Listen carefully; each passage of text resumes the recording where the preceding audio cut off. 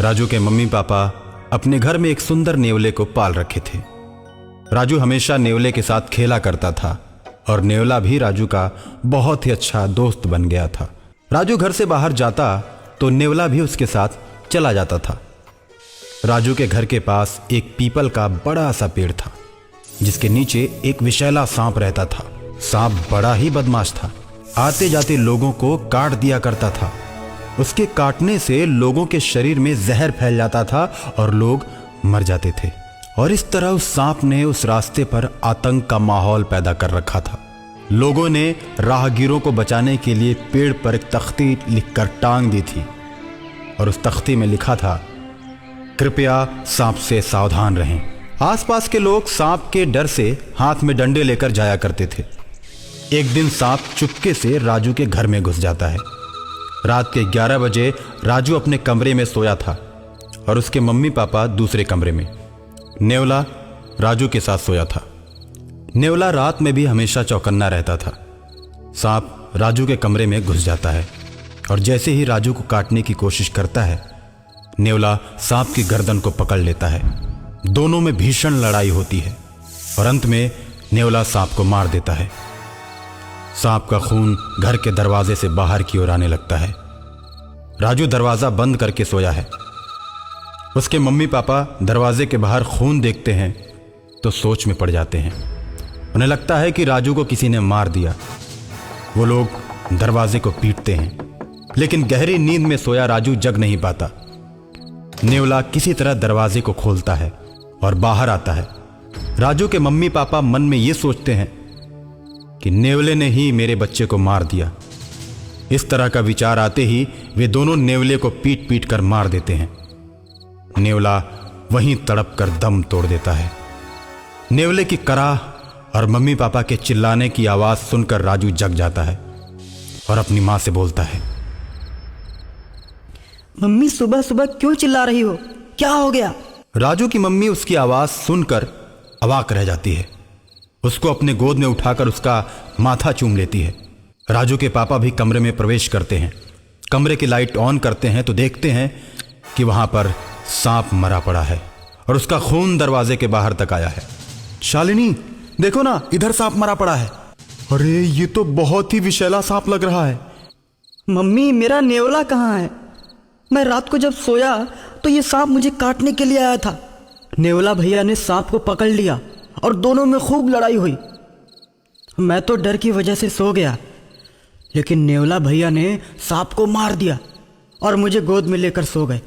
राजू की बात को सुनकर उसके मम्मी पापा दंग रह जाते हैं और मन में सोचते हैं कि हम लोगों ने बहुत बड़ी गलती कर दी। जिसने मेरे बच्चे की जान बचाई, हमने उसी की हत्या कर दी।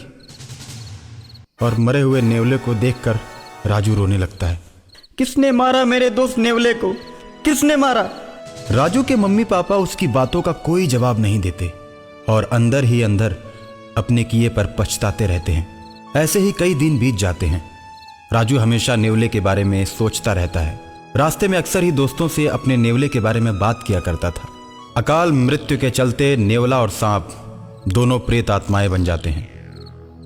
नेवले की आत्मा हमेशा राजू के इर्द गिर्द घूमती रहती है और एक दिन रात को राजू के पास नेवले की आत्मा प्रकट होती है और राजू से कहती है, तुम्हारे मम्मी पापा ने मुझे पीट पीट कर मार डाला।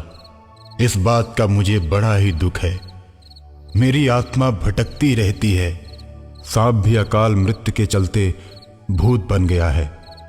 वो तुम पर हमला कर सकता है, लेकिन तुम मेरे अच्छे दोस्त हो, इसलिए मैं उससे तुमको बचाने के लिए हमेशा तुम्हारे साथ ही रहता हूं। राजू नेवले की आत्मा से प्रेम करने लगता है और नेवले की बात सुनकर मम्मी पापा से रूठ जाता है।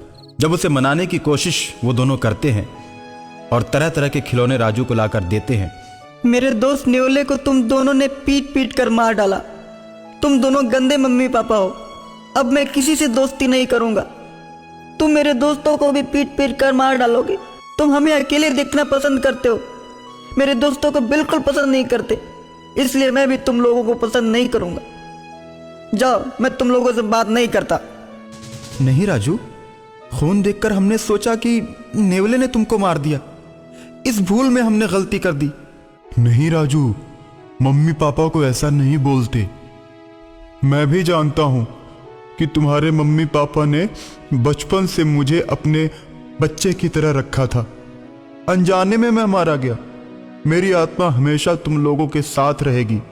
जब भी तुम्हारे ऊपर संकट आएगा, मैं तुम लोगों की मदद करता रहूंगा। और अचानक एक दिन सांप का भूत राजू को मारने के लिए आता है। राजू को अपनी पूंछ में लपेटकर हवा में उड़ जाता है। राजू मदद के लिए अपने दोस्त नेवले को याद करता है। सांप जैसे ही राजू को ऊपर ले जाकर पटकना चाहता है, नेवला वहां पहुंच जाता है और राजू को सांप के चंगुल से छुड़ा लेता है। सांप नेवले पर टूट पड़ता है। सांप नेवले को पकड़कर उसे पेड़ के पास ले जाता है जहां वो रहता था। अब तो मेरा जहर और भी तेज हो गया है। देखता हो मेरे जहर से तुम लोगों को कैसे बचाते हो। इतना कहकर सांप गायब हो जाता है और बहुत से लोगों को काटकर उन्हें मौत के घाट उतार देता है। लोगों को परेशान देखकर एक तांत्रिक बाबा आते हैं और कहते हैं, एक सांप भूत बन चुका है, वही लोगों को मार रहा है। बाबा, हमें उस सांप के प्रकोप से बचाइए, नहीं तो वो हम सबको मार देगा। तुम लोग परेशान मत हो। ऐसा कहकर तांत्रिक बाबा बीन बजाने लगते हैं। बीन की आवाज सुनते ही सांप की आत्मा मदमस्त होकर तांत्रिक बाबा के पास चली आती है और तांत्रिक बाबा बोतल का ढक्कन खोलकर सदा के लिए उसकी आत्मा को उसी में कैद कर लेते हैं और शहर को सदा के लिए सांप के भय से मुक्त कर देते हैं।